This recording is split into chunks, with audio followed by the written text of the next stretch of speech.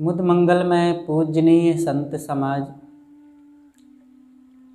सम्माननीय सत्संग प्रेमी भक्त सज्जनों, भक्तिमयी श्रद्धा मूर्ति माताओं बहनों तथा प्यारे बच्चों, हमारी यह भारत भूमि पुराकाल से संतों, महापुरुषों, ज्ञानियों, तत्वदृष्टा लोगों की जन्मभूमि रही है।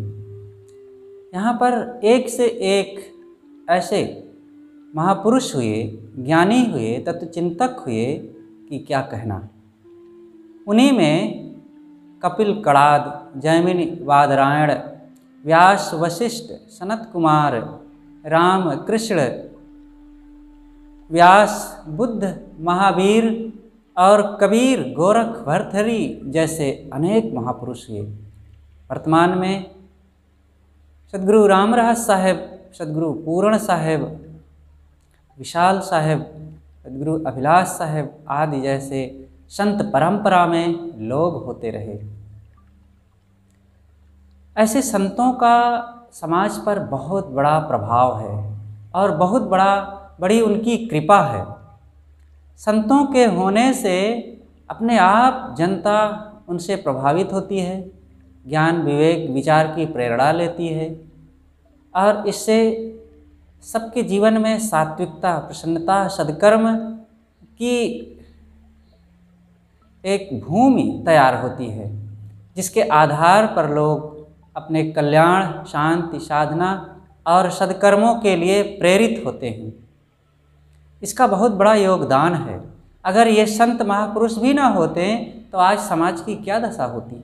जो कुछ शांति सदाचार है आज समाज में, वो सब इन्हीं महापुरुषों की देन है। तो आज हम एक ऐसे महापुरुष की चर्चा करेंगे जो नाथ परंपरा में एक बहुत बड़ा अपना अहम रोल अदा करते हैं। वे हैं श्री गोपीचंद जी महाराज। गोपीचंद जी भर्तृहरि जी के भांजा थे। भर्तृहरि जी का नाम नाथ संप्रदाय में एक बहुत महत्वपूर्ण स्थान आता है। एक महान त्यागी, तपस्वी संत थे जो पहले राजा थे, लेकिन राजपाट छोड़ करके वे संन्यास ले लिए। भर्तृहरि जी की बहन का नाम था मैनावती।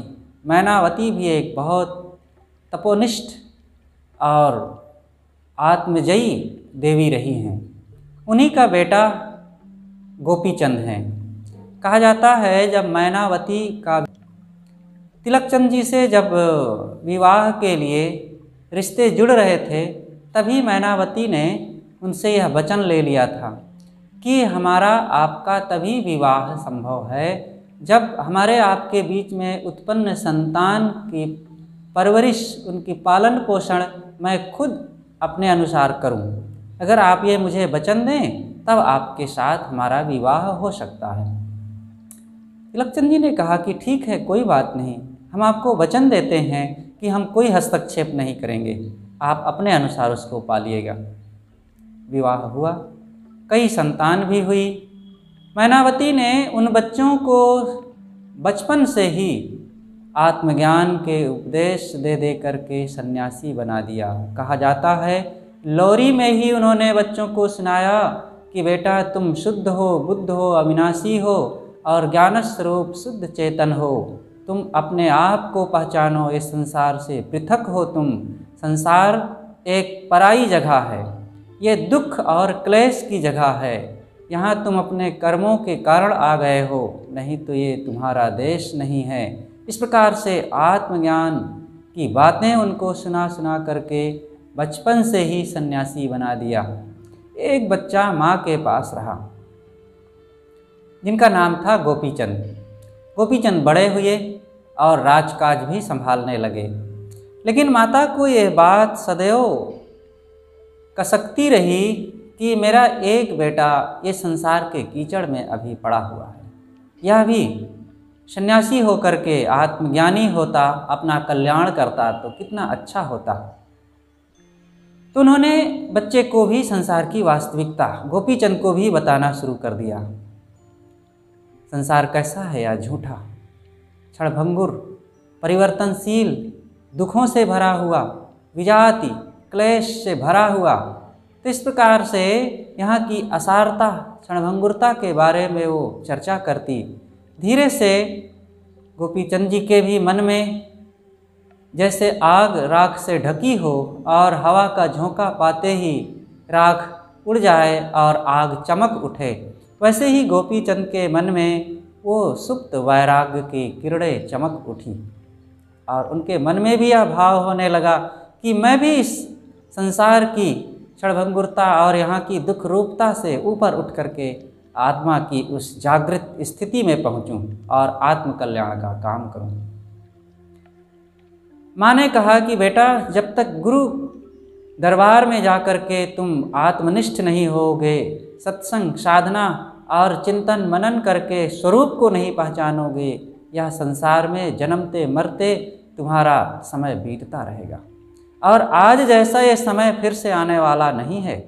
बेटे ने कहा कि माँ, मैं अब इस संसार के जन्म मरण के चक्र से छुट्टी पाना चाहता हूँ और मुझे भी वह उपाय चाहिए कि जिससे मैं सदा सदा के लिए आत्मलीन हो जाऊं और दुखों से पूरी तरह से मैं बाहर निकल जाऊं। उन दिनों वहाँ पर गुरु जलंधर नाथ जी आया करते थे। गोपीचंद ने कहा कि मैं गुरुदेव के पास जा कर के साधना करूँगा। माँ ने कहा कि ठीक है बेटा, तुम साधना करने जाओ, लेकिन जाने से पहले मेरी इन बातों का ध्यान रखना, कृपया इसको सुनते जाओ। माँ गोपीचंद ने कहा कि माँ, आपकी क्या आज्ञा है, आप अवश्य सुनाइए। मैनावती ने बेटे को बैठा करके 5 बातों में अपनी शिक्षाओं को व्यक्त किया। उन्होंने कहा, बेटा, जंगल जा रहे हो, तपस्या करने जा रहे हो, वैराग करने जा रहे हो और गुरु की शरण में रहने के लिए, आत्म कल्याण के लिए जा रहे हो, तो सदैव यही ध्यान रखना कि किले के अंदर रहना। दूसरी बात उन्होंने कहा कि मंत्री को वश में रखना और प्रजा पर शासन करना, उत्तम भोजन ग्रहण करना और अंतिम में उन्होंने कहा कि बेटा, सदैव उत्तम सैया पर ही सोना। गोपीचंद ने संदेह प्रकट करते हुए कहा कि माँ, ये राजकाज, किला, भवन, प्रजा और शासन, ये सब छोड़ करके तो मैं जंगल जा रहा हूँ। वहाँ ये सुविधाएं कहाँ मिल सकती हैं? और आप कहती हैं कि किला के अंदर रहना। किला वहाँ कहाँ, वहाँ तो जंगल है, गुरु आश्रम है और जैसे तैसे साधना करते हुए सादगी का जीवन हमें जीना है, और आप कहती हैं किला के अंदर रहना। माँ ने कहा कि बेटा, तुम ईंट पत्थर लोहा लकड़ी के किला की बात मत सोचो। यहाँ जो किला है, जिस किले की मैं चर्चा कर रही हूँ, वह है संतों का समाज, संतों का घेरा, गुरु की संगति और सत्संग का किला। जो साधक सदैव सत्संग का सेवन करते हैं और संतों के घेरे में रहते हैं और उनके विचारों के निकट रहते हैं, वे सदैव सुरक्षित होते हैं। जैसे किला में रहने वाला व्यक्ति, उसको कोई भय नहीं होता, उसको किसी दुश्मन का डर नहीं होता और वो सुरक्षित होता है। ऐसे ही ये सत्संग का घेरा एक ऐसा किला है कि यहाँ पर रहने वाला साधक सदैव अपने आप में मजबूत और सुरक्षित होता है। कमज़ोर साधक भी अगर संतों की संगत में रह करके सत्संग करते हैं और सेवा स्वाध्याय साधना में लगे हुए हैं, तो उनका भी जीवन निर्विघ्न साधना में बीतता जाता है और वे अपने मन इंद्रियों पर पूर्ण विजय करके कल्याण की प्राप्ति करते हैं और उनका जीवन सफल होता है। लेकिन बलवान साधक भी, जो प्रतिभावान हैं, तेज हैं और खूब साधना में आगे भी बढ़ जाते हैं शीघ्र, लेकिन अगर वे संतों की संगति से दूर हो गए, सत्संग को छोड़ दिए हैं, तो उनके मन में भी शिथिलता आने में देरी नहीं लगती। मन बहिर्मुखी होने लगता है, चंचलता आने लगती है, इंद्रियों में विकार आने लगते हैं, संसार का प्रभाव आने लगता है और उसकी साधना शिथिल हो जाती है। इसलिए साधकों को इन बातों का खूब ध्यान रखना चाहिए। जो साधक आज गुरु संतों को छोड़ करके यत्र तत्र मन के बहाव में पड़ करके भटकने लगते हैं और जहाँ तहाँ रह करके कहते हैं सारा संसार हमारा अपना है और हमने घर द्वार छोड़ दिया है, तो एक आश्रम में क्यों बैठे रहें और इन संतों के ही बीच में इन्हीं को पकड़े क्यों बैठे रहें, और वो मन के प्रभाव में आकर के ऐसा बोलते हैं। अरे भाई, घर को छोड़े, माता पिता को छोड़े और परिवार को छोड़े, अब संतों को भी छोड़ने के लिए तुम्हें वैराग हो गया, फिर जाओगे कहाँ?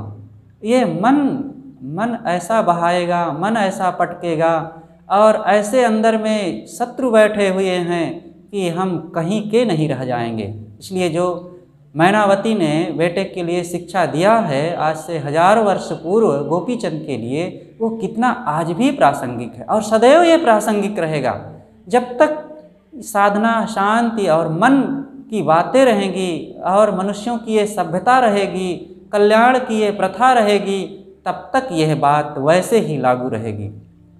इसलिए साधकों को इन बातों को खूब मनन चिंतन करना चाहिए और सतत सावधान हो करके अपने गुरु संतों का आधार पकड़ करके वहाँ रहें और सत्संग में रहें, आत्म कल्याण का काम करें। इसी से उनके जीवन की सफलता है। लेकिन गोपीचंद ने माँ से कहा कि माँ, आपने तो किला की बात हमें बता दिया कि बाहर ये ईंट पत्थर का किला नहीं बल्कि सत्संग और संतों की संगति, संतों का घेरा, संतों का समाज ही सुरक्षित किला है साधक के लिए। लेकिन दूसरी बात यह हमारे समझ में नहीं आती है कि आपने जो कहा मंत्री को वश में रखना, यहाँ मंत्री, राजसभा, दरबार, किला, राज्य, ये सब को छोड़ करके तो हम गुरु दरबार में जा रहे हैं और वहाँ गुरु के पास उनकी संगति में रहना है, फिर वहाँ मंत्री कहाँ पास में रहेगा? माँ ने कहा, बेटा, यह भी तुम बाहरी मंत्री और सभा, परिवार, प्रजा के बारे में सोच रहे हो। मंत्री बाहर नहीं, ये तुम्हारे पास रहने वाला मंत्री है जो कभी अलग नहीं हो सकता है। उस मंत्री की चर्चा मैं कर रहा हूँ और वह है तुम्हारा मन। ये मन ही मंत्री है। जैसे राजसभा में किसी राजा के पास एक मंत्री होता है और वो अधिकतम राजा के साथ रहता है, राजा को सलाह देता है और राजा जब उस पर विश्वास करता है और मंत्री अच्छा है तो राज व्यवस्था अच्छी होती है, राजा निश्चिंत होता है। लेकिन कदाचित अगर मंत्री गलत स्वभाव का है और अच्छे विचार उसके मन में नहीं हैं तो फिर राज व्यवस्था को वो बिगाड़ डालता है, उसको चौपट कर देता है। ऐसे ही ये मन की बात है। साधक के साथ सदैव रहने वाला रात दिन यह मन है।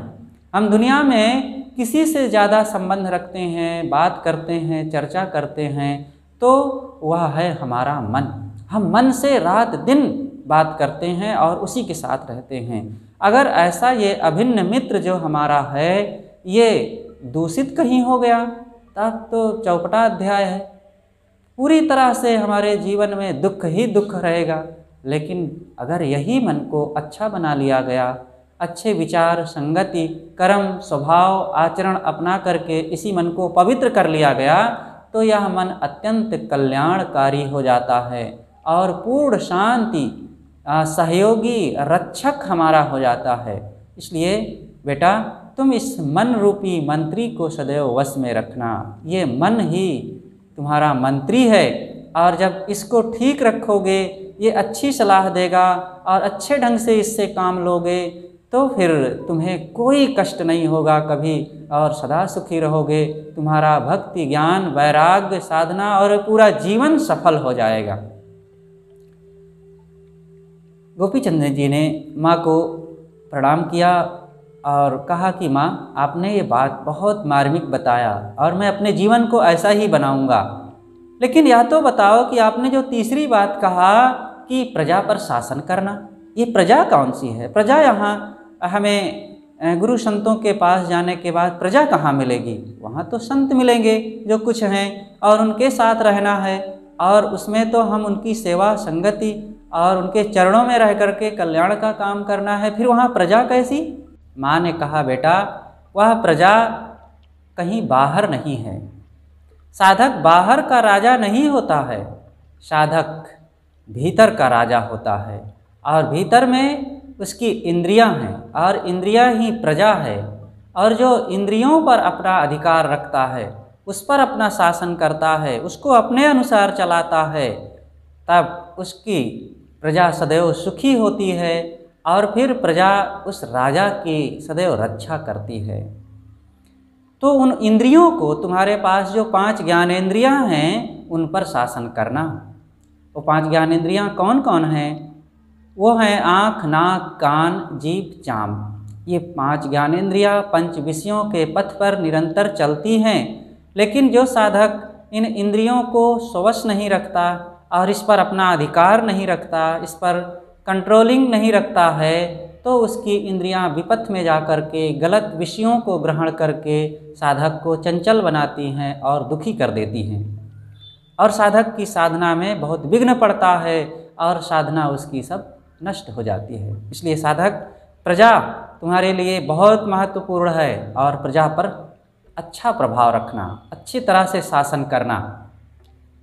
चौथी बात गोपीचंद ने कहा कि माँ, आप यह तो बताइए कि आपने जो कहा कि उत्तम भोजन ग्रहण करना, वहाँ पर गुरुदेव के पास में जब वैराग करने के लिए जाऊँगा तो वहाँ उत्तम भोजन की क्या बात? वहाँ तो रूखा सूखा एक बार अगर कुछ मिल जाए अथवा फल फूल कंदमूल ही मिल जाए तो उसी से काम चलाना होगा। लेकिन आप उत्तम भोजन की बात कह रही हैं, ये कैसे संभव है?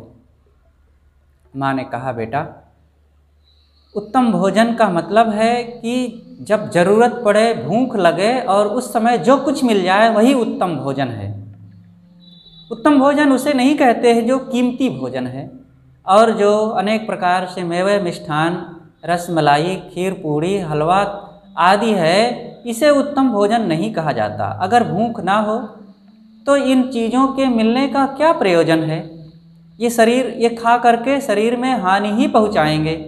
मन में प्रसन्नता, शांति तो ये दे ही नहीं सकते, स्वास्थ्य भी नहीं दे पाएंगे।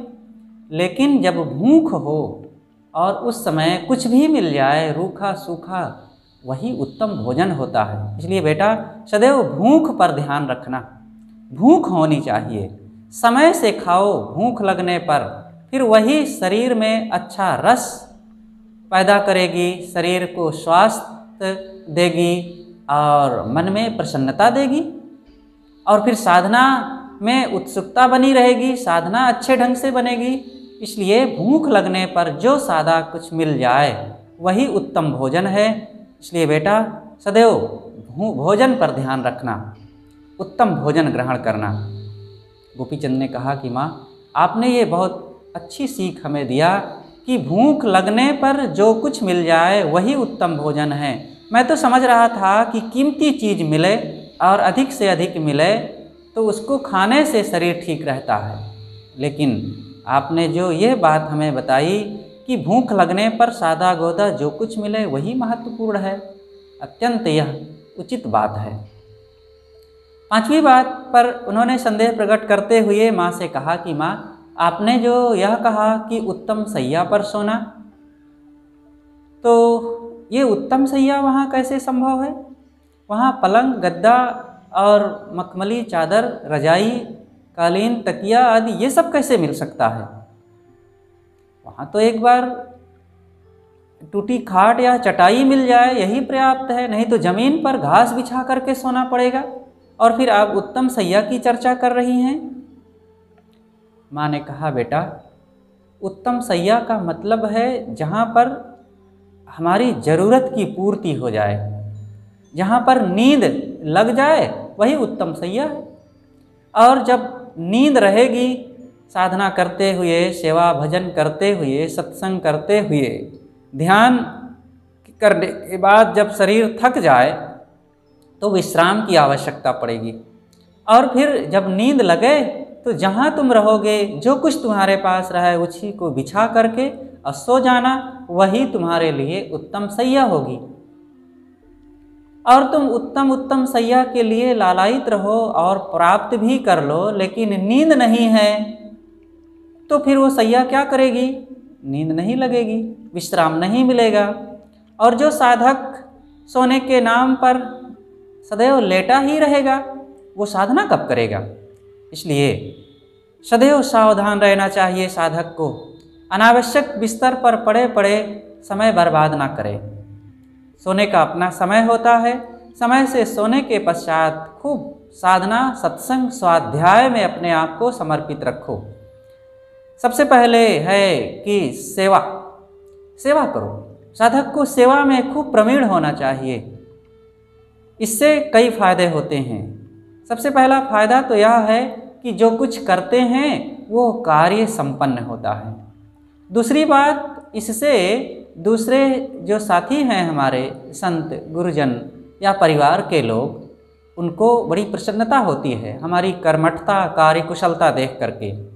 और तीसरी बात यह है, जो महत्वपूर्ण है सबसे, वह है कि हमारा चित्त शुद्ध होता है। सेवा करने वाला व्यक्ति बड़ा प्रसन्न होता है, आत्मसंतुष्ट होता है, उसके मन में बड़ा संतोष मिलता है। अगर वो पवित्र ढंग से निष्काम पूर्वक गुरु संतों के साथ लग करके अथवा माता पिता के पास रह करके कोई सेवा में तल्लीन रहता है तो उसे बड़ा संतोष मिलता है। इसलिए बेटा सेवा करना। और दूसरी बात, सेवा से जब थकना, सेवा का कार्य समाप्त हो जाए तो स्वाध्याय करना, ग्रंथों का अध्ययन करना, गुरुदेव संतों के लिखे हुए अपने सिद्धांत की बातों को खूब पढ़ना। क्योंकि सब समय तुम सत्संग नहीं सुन सकते, सब समय साधना नहीं कर सकते, सब समय सेवा भी नहीं किया जाता है, तो स्वाध्याय करें। स्वाध्याय से ज्ञान की वृद्धि होती है, स्वाध्याय से सिद्धांत का बोध होता है, स्वाध्याय से स्वरूप का परिचय मिलता है। और ग्रंथों में गुरुजनों, महापुरुषों के विशेष चिंतन समाये होते हैं और उनके अनेक देश काल परिस्थितियों के अनुभव भरे होते हैं और उनको पढ़ करके साधक अपने स्थान पर उसका लाभ लेता है। इसलिए खूब स्वाध्याय करना। लेकिन स्वाध्याय करते करते भी जब थक जाना तब ध्यान करना और चिंतन मनन करना, एकाग्रता का अभ्यास करना, स्वरूप बोध का काम करना। लेकिन इसके पश्चात भी जब शरीर थके, विश्राम की ज़रूरत हो तो जहाँ रहना वहीं विश्राम कर लेना। और फिर ऐसे समय में जो कुछ तुम्हें बिछाने को मिल जाएगा, नहीं तो धरती ही काफ़ी है, और उस पर लेट करके सो जाना, यही उत्तम सैया तुम्हारे लिए होगी। इसलिए साधकों को विश्राम और शयन में भी ध्यान देना चाहिए।